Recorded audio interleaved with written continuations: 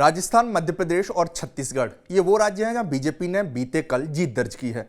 इस जीत ने कांग्रेस की चिंता बढ़ा दी है। कैसे, इस रिपोर्ट में बात करेंगे। नमस्कार, मैं हूं देवेश यादव और आप देख रहे हैं टीवी 9। इन तीनों राज्यों में कांग्रेस खेमे में एक शब्द काफी सुनने को मिला था, वो था गुटबाजी।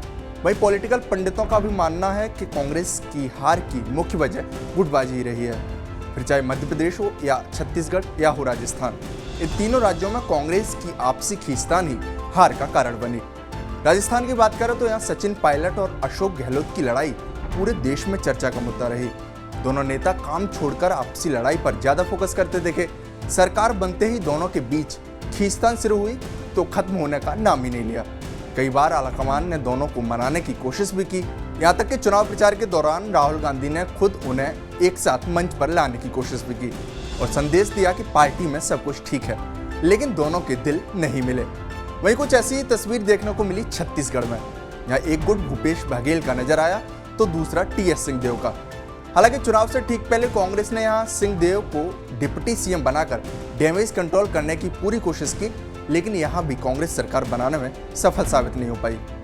ठीक इसी तरह मध्य प्रदेश में भी कांग्रेस के खेमे में दो गुट देखने को मिले। पहला था कमलनाथ और दूसरा दिग्विजय सिंह। भले ही कांग्रेस ने इनके बीच की गुटबाजी सार्वजनिक नहीं होने दी, लेकिन पार्टी को यहां भी सफलता नहीं मिल पाई। बहरहाल ये तो थे वो तीन राज्य जहां कांग्रेस को भारी नुकसान हुआ है। नुकसान ऐसा कि एक राज्य तक नहीं जीत पाए, बल्कि दो राज्यों की सत्ता भी गंवा दी। ऐसे में अब सवाल उठने लगे हैं कि आने वाले साल यानी 2024 में कुल 8 राज्यों में विधानसभा चुनाव होने हैं। इनमें से एक राज्य हरियाणा भी है, जहां अभी बीजेपी जेजेपी की गठबंधन की सरकार है। ऐसे में कांग्रेस को अगर इस राज्य को जीतना है तो अभी से काम करना शुरू करना पड़ेगा, क्योंकि हिंदी पट्टी का ये ऐसा राज्य है जहाँ कांग्रेस मजबूत स्थिति में दिखाई दे रही है।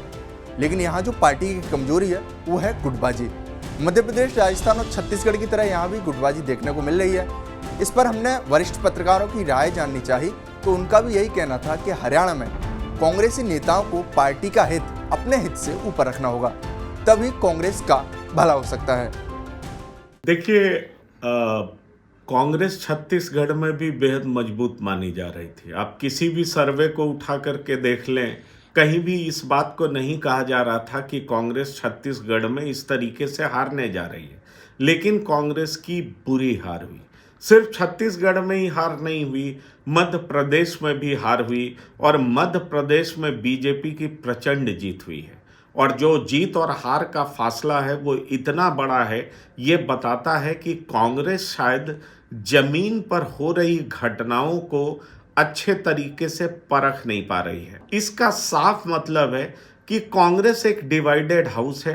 कांग्रेस अपने भीतर की कमियों को दूर करने में सक्षम नहीं हो पा रही है। आप राजस्थान का उदाहरण उठा करके देख लें, सचिन पायलट और अशोक गहलोत की बीच की लड़ाई अंत तक खत्म नहीं हुई और परिणाम अब आपके सामने है। इसी तरीके से आपने हरियाणा की बात की तो हरियाणा में एक नहीं 4 गुट हैं। ऐसे में बड़ा सवाल ये उठता है कि बीजेपी जैसी पार्टी, जिसके पास प्रधानमंत्री मोदी जैसे नेता हों, जब उनके चेहरे पर बीजेपी चुनाव लड़ने लगती है तो जो वोटर्स हैं वो तमाम चीज़ों को साइड करके प्रधानमंत्री के चेहरे पर भरोसा करते हैं। इसलिए कांग्रेस के जो हुक्मरान हैं उनको एक बार गहरी मंत्रणा करनी होगी, गहरी सोच में पूरी पार्टी के साथ उनको बैठना होगा, आत्ममंथन करना होगा और तभी कोई बेहतरीन निष्कर्ष पर पहुंच सकते हैं। क्योंकि ये सच है कि कांग्रेस के पास भी हुड्डा जैसे नेता हैं,